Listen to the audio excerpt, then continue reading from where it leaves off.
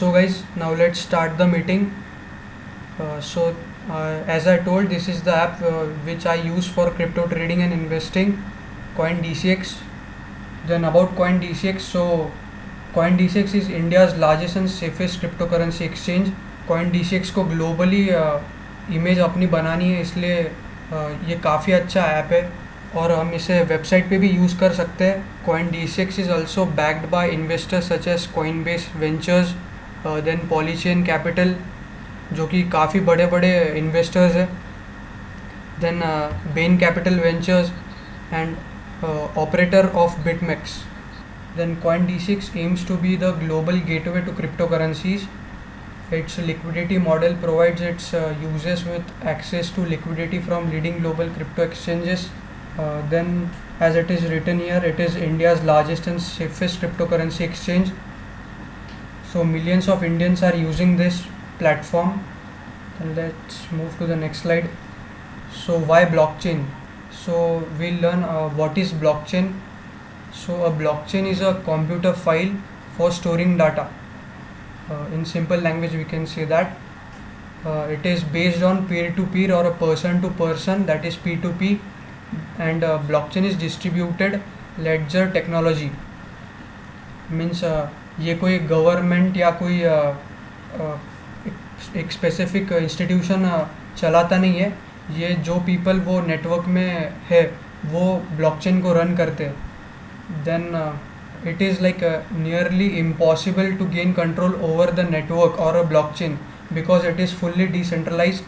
ये if we take example of a bank and blockchain, bank versus blockchain, then bank is like one server और वो hack हो सकता है, पर ब्लॉकचेन का वैसा नहीं है. अगर ब्लॉकचेन के ऊपर एक सर्वर हैक हो गया है तो उसका सारा डाटा दूसरे सर्वर पे कॉपी किया हुआ रहता है, इसलिए कोई प्रॉब्लम नहीं आता. Then commerce has evolved like colonies, then institution and now internet. So you know guys, like Google Pay, PhonePe, ये सब हम मनी ट्रांसफ़र ये सब इंटरनेट थ्रू ही करते हैं. Then the blockchain promise. So now as the first point is efficient governance which is leaderless. This means no one person or entity, say a government or corporation, has control over the blockchain. Then this is opposite of centralized databases that are controlled and administered by businesses and other firms. Then the second point is exchange value over the internet, that is Web3. So with blockchain technology we now have an internet of values where there's an actual exchange of value from one person to another without any third party. And Web3 is like applications like Wolfram. Then famous example is Apple's Siri. So this comes in the Web 3.0, which can summarize large amount of information into knowledge and useful actions for people. So potential to impact all industries that require trust and rely on or utilize record keeping. मतलब blockchain एक record keep करने के लिए भी हम use कर सकते हैं. उसके ब्लॉक्स के अंदर हम वो ब्लॉक का रिकॉर्ड और कब वो ब्लॉक बनाया गया है और कब एडिट किया गया है वो सब की इंफॉर्मेशन प्रोवाइड रहती है. Then so how does it work? So it is in very simple terms, the file is comprised of blocks of data. Data present रहता है ब्लॉक्स में, with each block being connected to the previous block. मतलब previous block fill होने के बाद ही next block create किया जाता है और दोनों ब्लॉक में एक दूसरे का डाटा प्रेजेंट होता है. Then this forms a chain, means previous block, then next block, then next block, and it forms a chain. Hence it is called as blockchain. As well as the data itself, each block also contains a record of when that block was created and edited, as I said, which makes it very useful for maintaining a detailed system of records that cannot be corrupted or lost. मतलब यहाँ पे कोई सवाल ही नहीं आता कि कोई system अगर करप्ट हो गया है, लॉस्ट हो गया है, तो वही डाटा दूसरे इसमें भी प्रेजेंट होता है, because the whole blockchain is duplicated across many computers and user can view the entire blockchain very easily. Then transactions or records are processed not by one central administrator but by a network of users who work to verify the data. Means उनका काम ही होता है data verify करना and achieve a consensus. It is like a mechanism fault tolerant mechanism that is used in computers and blockchain systems. मतलब fault find out करता है वो mechanism. Before the development of cryptocurrencies there was no way to transmit value from one person to another without using instrumentality or a support of third parties. Then what is the difference between centralized and decentralized? What you can see is centralized has only one particular dot from which every point is controlled, but in decentralized everything is controlled by the points, yellow points you can see. So it is really easy and faster. The process gets really easy in decentralized mode. Then comes the distributed ledgers that use independent computers.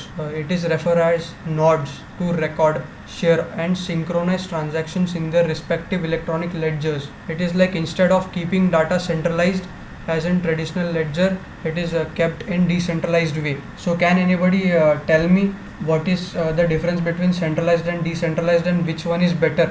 What do you think? You can type also, no problem with that.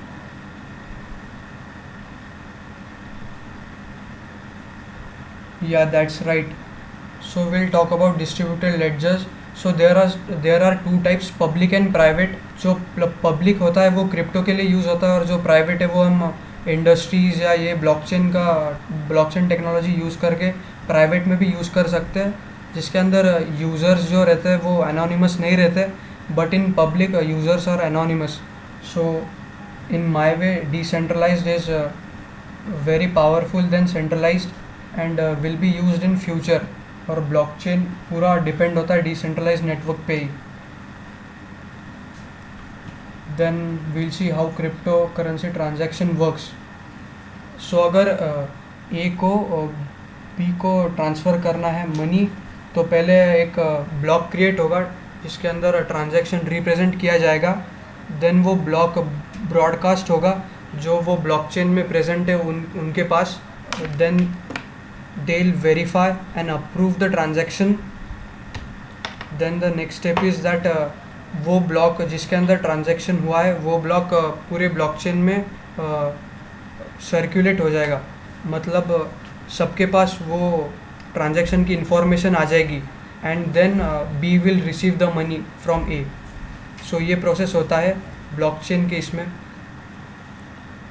Then these are all benefits of blockchain. So first, transparency. Every transaction or data is visible to all present in the network. Then reduce transaction cost. Yes, definitely. Work is divided to people in the network, इसलिए transaction cost काफ़ी reduce हो जाता है. अगर हम bank की बात करें तो अगर हम एक बैंक में गए और वहाँ पे बहुत सारे लोगों के ट्रांजैक्शंस करने हैं तो एक आदमी के लिए वो काफ़ी हार्ड हो जाता है. और अगर हम ब्लॉकचेन की बात करें तो इसके लिए बहुत सारे लोग रहते हैं जो कि ये ट्रांजैक्शंस वेरीफाई करते हैं, तो काफ़ी स्पीड में ये हो जाता है, इसलिए ट्रांजैक्शन भी रिड्यूस हो जाते हैं, transaction cost. Then faster transaction settlements, decentralised user control networks. As I said, transaction fast हो जाते हैं डिसेंट्रलाइज्ड होने के वजह से. और जो हम जैसे यूज़र्स होते हैं वो कंट्रोल करते हैं नेटवर्क को. तो वो और एक सेकेंड पॉइंट आता है उसमें माइनिंग का, तो वो भी हम आगे डिस्कस करेंगे. Then comes the point efficiency, auditability. So auditability is like blockchain allows users to take judgements based on all transactions that have occurred in past and not just based on some random samples. मतलब auditability हम ऐसे कह सकते हैं कि कोई ऐसा random sample ना लेते हुए कोई एक पर्टिकुलर मुद्दे पे हम इन्वेस्ट करें कोई कॉइन में या क्रिप्टो में. And then comes the traceability. So traceability means we can trace the transactions very easily in blockchain. So there are some websites जिसके अंदर हम ट्रांजैक्शन देख सकते हैं कि कौन कौन से कॉइन्स के ऊपर कितने ट्रांजैक्शंस हुए per day. So like Y charts, then Statista are the websites who show the latest transactions of Bitcoin, Ethereum, XRP and other famous coins. Then comes the security. So transactions are secure in blockchain, and you need to verify the address of the person before sending him some amount, आपको verify करना पड़ता है कि आप जिसे send कर रहे हो, बिटकॉइन रहो इथीरियम रहो, उसका एड्रेस आपको वेरीफाई करना पड़ता है, क्योंकि अगर एड्रेस अगर उसके अंदर ए बी कुछ भी थोड़ा फार डिफरेंट हो गया, ए की जगह बी आ गया, तो प्रॉब्लम हो जाता है, क्योंकि वो परमानेंट आप अगर सेंड कर दिया तो फिर से हम वो ट्रांजैक्शन वापस नहीं कर सकते, रिवर्स नहीं कर सकते। सो ये एक पॉइंट है। Then world wide adoption, yes, anyone from our world can join and can make transactions very easily all around the world. Then there are automated operations. Miners of the network, example Bitcoin we are taking, are using high-end graphic cards to verify the transactions. मतलब जो miners रहते हैं वो graphic card use करते हैं हमारे transactions verify करने के लिए, तो उनको खुद से मैन्युअली कोडिंग करने की ज़रूरत नहीं पड़ती है, ग्राफिक कार्ड से ऑटोमेटिक ट्रांजैक्शंस वेरीफाई होते हैं और उनको एक व्हाट वी कैन से एक रिवॉर्ड मिलता है। बिटकॉइन या इथीरियम जो भी वो ट्रांजैक्शन वेरीफाई करते हैं उसका पॉइंट्स में रिवॉर्ड मिलता है हर एक ट्रांजैक्शन का, और वो डिपेंड होता है कि कौन से आप क्रिप्टो में ट्रांजैक्शन कर रहे हो। Then comes open, as I said, these all transactions and data is visible to every person in the network, तो कोई भी चेक कर सकता है जो ये नेटवर्क में प्रेजेंट है। Then distributed architecture, it makes everything transaction faster, easier and open to all. So ये डिस्ट्रीब्यूटेड आर्किटेक्चर मतलब डिसेंट्रलाइज नेटवर्क का ये एडवांटेज कह सकते हैं हम। Then yes, it is flexible as a blockchain empowers individuals to become their own bank by setting up digital wallets। तो इसके अंदर और एक सामने पॉइंट आएगा डिजिटल वॉलेट्स, जो कि काफ़ी इम्पॉर्टेंट है अगर आप क्रिप्टो में इन्वेस्ट करना चाहते हो तो, और मैं लास्ट में बताऊंगा भी कि कैसे इन्वेस्ट करते हैं and all. So this is all about the benefits of blockchain. Now let's go to the next slide. So future of finance, cryptocurrencies. So first we'll say decentralization. What is it? A global network of computers use blockchain technology to jointly manage the database. मतलब एक global network में जो भी crypto miners है वो jointly पूरा network handle करते हैं।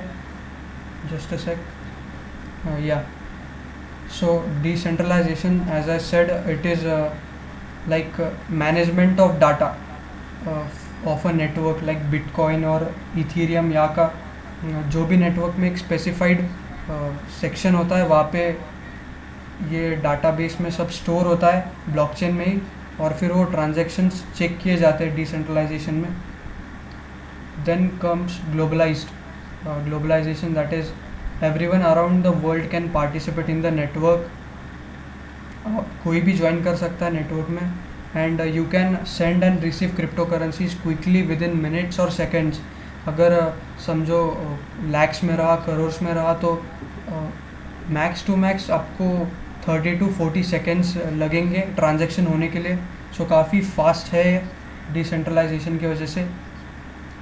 Then there is limited supply of all the crypto currencies like as I said bitcoin और Ethereum, or we can say Ripple, Dot, Dodge, SHIB, all that. So इन सबका एक limited supply है, as there is no middleman because the process are automated. देन एक example है जो Kenya है, वहाँ पे एक M-Pesa करके सिस्टम है जो कि एक mobile phone based money transfer system है। वो उन्होंने रिसेंटली बिटकॉइन डिवाइस एक अनाउंस किया था, और अभी केनिया में 3 लोग में से एक आदमी बिटकॉइन वॉलेट यूज़ करता है। तो केनिया में काफ़ी बढ़ गया है क्रिप्टो करेंसी, और हमारे इंडिया में भी काफ़ी 10 मिलियन तक हो गया है। Then comes the traceability, that is हम कोई भी ट्रांजैक्शन ट्रेस कर सकते हैं easily, as I said. Then security, वो भी हमने पहले डिस्कस कर लिया है। Then transparency, yes there is a transparency, यहाँ पे कोई चीज़ सीक्रेटली नहीं होती, पूरे वर्ल्ड को दिखता है। अगर कोई बड़ा ट्रांजैक्शन हुआ है तो वो भी दिख जाता है यहाँ पे, और उसके हिसाब से अगर हम इन्वेस्ट किए तो we can get a good amount of profit in it. Now let's go to the next slide. Now the next slide is fiat versus Bitcoin. So as you can see the difference. First we'll talk about Bitcoin. So it is a currency created by decentralized distributed computing, and in fiat currency it is a currency issued by government. So यहाँ पे फ़र्क हो जाता है यहाँ पे bitcoin और Fiat currency में कि फियाट में हम गवर्नमेंट इशू करती है करेंसी जो भी है, और यहाँ पे डिस्ट्रीब्यूटेड कंप्यूटिंग जो हम लोग रहते हैं वो. Then second is in bitcoin it is govern by majority rule, मतलब जो पीपल नेटवर्क में प्रेजेंट है वो ही बिटकॉइन को कंट्रोल करते हैं. But in fiat currency it is govern by a central bank, मतलब उसका कंट्रोल हमारे पास रहता ही नहीं है. And then in bitcoin only 2 parties are involve, no intermediatory is required. मतलब जैसे फियाट में हमें यहाँ पे आप देख सकते हैं कि एन इंटरमीडिएटरी लग रहा है यहाँ पे जो कि है bank, but in bitcoin there is no one here. Then transactions takes time depending upon the network speed. So network speed तो काफ़ी अच्छी रहती है. अगर हम बिटकॉइन की बात करें तो ईज़िली लैक्स में सीआर्स में ट्रांजैक्शंस हो जाते हैं. बट इन फियाट अगर हम एसबीआई की बात करें तो यू गाइज नो कि काफ़ी स्लो ट्रांजैक्शंस होता है एसबीआई का. लोकल और international transactions takes up to days, but यहाँ पे इंटरनेशनल ट्रांजैक्शंस भी सेकेंड्स में हो जाते हैं बिटकॉइन में. And yes last point is no charge is possible after the transaction has been made, मतलब कोई चार्ज लगता नहीं है. बट इन फियाट करेंसी यहाँ पे चार्ज बैक कर सकते हैं, पॉसिबल है. Then we'll talk about the cryptocurrency wallets. So a digital wallet is a program that stores personal information about payments of websites. In cryptocurrency a wallet is used as a gateway to the blockchain network. मतलब जो digital wallet है और we can say crypto currency wallet, वो एक programme होता है जो हमारी पर्सनल इन्फॉर्मेशन देन जो हम पेमेंट्स करते हैं अलग अलग वेबसाइट्स पे वो स्टोर करता है. और क्रिप्टो करेंसी जो वॉलेट है उसके अंदर ब्लॉकचेन में जो भी हम ट्रांजैक्शंस करते हैं, लाइक अगर हमने बिटकॉइन बाय किया तो वो ट्रांजैक्शन रिकॉर्ड सेव करता है वॉलेट में. Then all like that it is really secure. Then crypto wallets are electronic wallets that are used to store digital assets. Digital assets are Bitcoin, Ethereum, all that. Then yes, cryptocurrency wallets are protected by 2 keys. The crypto wallet stores your public and private keys and interface with various blockchains so users can monitor their balance, send money and conduct other operations. सो यहाँ पे validation required होता है कोई भी transaction के लिए, public की और प्राइवेट की. और यहाँ पे अगर पब्लिक की नहीं तो प्राइवेट की दोनों में से कोई भी की लॉस्ट हो गई है तो पब्लिक तो भी हो जाती है बट प्राइवेट की रिकवर नहीं की जा सकती है. तो उसका आपको ध्यान रखना पड़ेगा जब आप क्रिप्टो करेंसी में ट्रांजैक्शंस करेंगे. Then when a person sends you bitcoins or any other crypto of digital currency, then they are essentially signing off ownership of the coin to your wallet address. मतलब आपके wallet address में वो coin की amount store हो जाएगी और उसके wallet address से वो रिमूव हो जाएगी, और ये होने का ट्रांजैक्शन रिकॉर्ड भी आपके वॉलेट में स्टोर रहेगा. Then yes, there are 2 types of wallets, light wallet and hard wallet. और ये जो आप नीचे देख सकते हैं, each of these could either be like hot wallets and that can be used directly to trade, or cold wallets that are run through a software and therefore more secure. I'll say cold wallets are like offline wallets and hot wallets are like online. So more secure are cold wallets. Because online wallets में hacking के cases हो सकते हैं जो कि hot wallet में, but cold wallets में वैसे कोई इशू नहीं होता हैकिंग का क्योंकि वो ऑफलाइन वॉलेट होते हैं. सो इन लाइट वॉलेट्स जो Coin-D6 ऐप है उसके अंदर लाइट वॉलेट ही है, और कोल्ड वॉलेट्स टाइप में वो आता है तो काफ़ी सिक्योर है. यहाँ पे आप स्मार्टफोन्स पे भी यूज़ कर सकते हैं, वेब पे भी यूज़ कर सकते हैं। Then hard wallets are like pen drive, मतलब आप ट्रांजैक्शन कीजिए वो पेन ड्राइव लगा के एंड उसका डाटा स्टोर हो जाएगा उसमें। लेडजर नाम की कंपनी है जो हार्ड वॉलेट्स बनाती है, बट उसकी कॉस्ट लगभग 7,000 के ऊपर ही रहती है। Then wallets on CoinDCX are cold wallet as I said. Then fund safety is given by BitGo, that is ensured by BitGo, as BitGo is the leader in institutional digital asset custody, trading and finance. So it is a very big you can say institution. So आपका जो भी fund रहेगा वो safe रहेगा यहाँ पे। Then यहाँ पे 2 फैक्टर ऑथेंटिकेशन भी रहता है, मतलब गूगल ऑथेंटिकेशन। अगर आप कोई ट्रांजैक्शन कर रहे हो तो वो OTP नहीं, मतलब वो 6 डिजिट्स का पास लगेगा आपको कोई भी ट्रांजैक्शन करने के लिए, सेल या बाय करने के लिए। देन विड्रॉल कन्फर्मेशन नोटिफिकेशंस आते हैं आपको उसके CoinDCX पे, and can be used for fiat to crypto and crypto to crypto trades. So मैं ज़्यादातर तो फिएट टू क्रिप्टो ही करता हूँ, बट कभी कभी क्रिप्टो टू क्रिप्टो ट्रेड्स भी करता हूँ, तो काफ़ी इजीली हो जाते हैं CoinDCX पे। यहाँ पे कोई आपको चार्जेस नहीं लगेंगे ये फिएट टू क्रिप्टो कन्वर्ट करने में, मतलब रुपीज़ टू।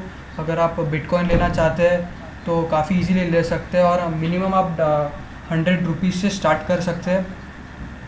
एंड कुछ हार्ड नहीं है ट्रेडिंग करना, बट आपको पता होना चाहिए कि कब बाय करना है और कब सेल करना है। देन इसके अंदर हम स्पॉट मार्जिन ट्रेड कर सकते हैं, देन फ्यूचर में ट्रेड कर सकते हैं। सो ये काफ़ी अलग अलग टाइप्स है जिसमें हम ट्रेड कर सकते हैं, मतलब इन्वेस्ट कर सकते हैं।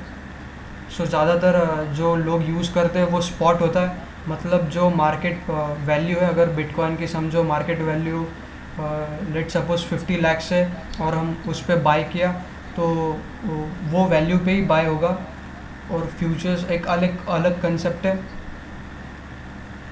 Then what is right time to buy in cryptos is now, because अभी क्रिप्टो की हाइप काफ़ी बढ़ गई है और ये आगे और बढ़ेगा, because companies like apples are also adopting cryptos. They are hiring coders for blockchain and all. So ये काफ़ी बड़ा होने वाला है। सुप्रीम कोर्ट ने बैन किया था, बट फिर इंडियन मार्केट्स काफ़ी अच्छे ट्रिमेंडस ग्रोथ दिखी। सो मार्केट फिर से स्टेबल हो गया है। और अभी क्रिप्टो ट्रेडिंग करना मतलब इलीगल नहीं है, लीगल है इंडिया में। पहले इलीगल माना जाता था, बट अभी नहीं माना जाता। Then crypto markets recovered better than traditional markets. बहुत सारे मार्केट्स में मतलब ऐसा होता है कि अगर फॉल आया तो लोगों को लगता है कि यार ये फेक है या कुछ ऐसा, लेकिन अभी आप देख सकते हैं कि क्रिप्टो फिर से ऊपर आ रहा है और ऑल टाइम हाई जा रहा है bitcoin. Then Ethereum will go all time high, then Solana and all that coins are booming. Then digital assets are becoming more attractive yes as investors run away from tangible assets like metals. अभी इसके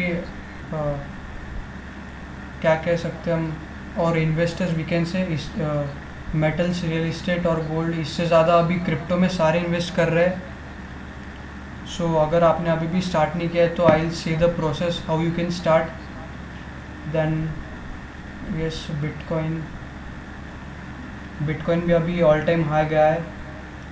then last is adoption the most crucial key. So अगर आपको crypto trading करनी है तो CoinDCX exchange platform काफ़ी अच्छा platform है।